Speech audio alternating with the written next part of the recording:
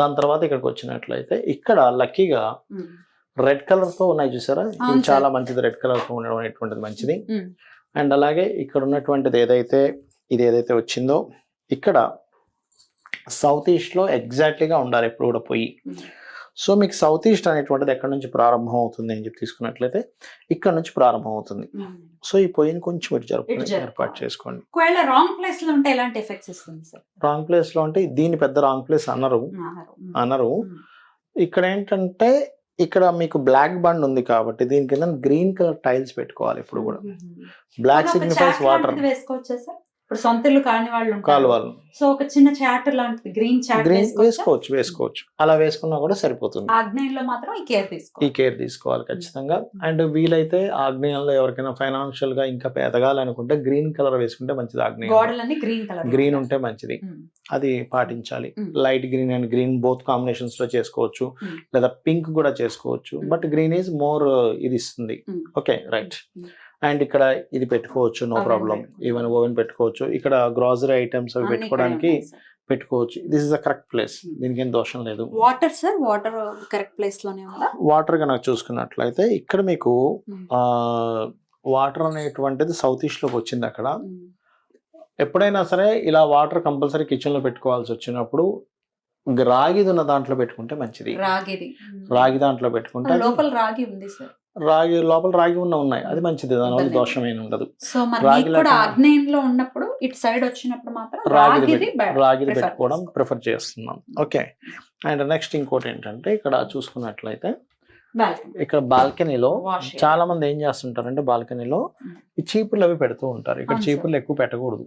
ఎందుకంటే ఇక్కడ ఏమైందంటే సో చీపుర్లు అన్నారు. డస్ట్బిన్స్ ఇక్కడ ఉన్నాయి సార్. ఇక్కడ డస్ట్బిన్స్ ఇవన్నీ ఉన్నాయి. ఎప్పుడైనా సరే ఇంకా కంపల్సరీ డస్ట్బిన్స్ పెట్టుకోవాల్సి వస్తే క్లోజ్డ్ డస్ట్బిన్స్ పెట్టుకుంటే మంచిది. క్లోజ్డ్ పెట్టుకుంటే దాని ఎఫెక్ట్ తగ్గుతుంది. అంటే ఇంకా తప్పదు.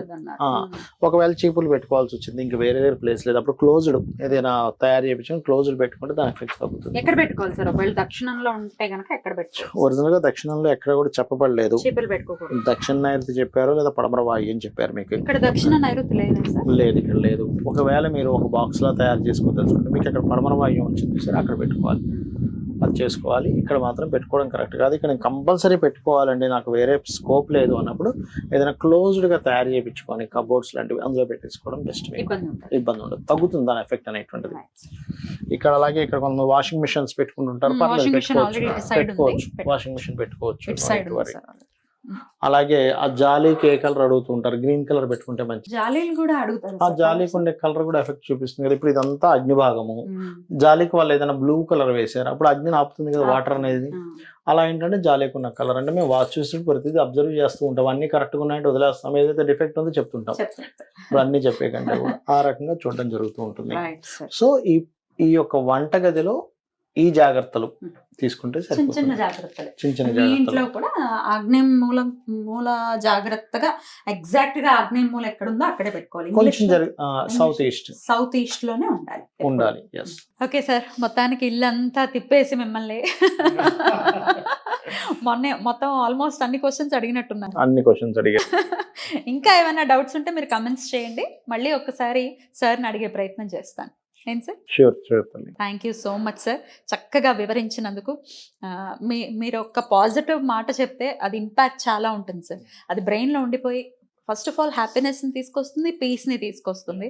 సో చిన్న చిన్న మార్పులు కూడా చెప్పి ఉన్నారు. సో వాళ్ళ లైఫ్లో కూడా వాళ్ళ ఇంటికి కూడా ఇది అప్లికబుల్ కాబట్టి వాళ్ళు కూడా చాలా నీట్గా అర్థమైంది ఎలా గీసుకోవాలి అనేది చాలా క్లియర్గా ఎక్స్ప్లెయిన్ చేశారు. కాబట్టి మీరు కూడా అది అప్లై చేసుకోవచ్చు. ఇంకా డౌట్స్ ఉంటే కనుక సార్ని కాంటాక్ట్ చేయొచ్చు. Thank you so much sir. నమస్తే.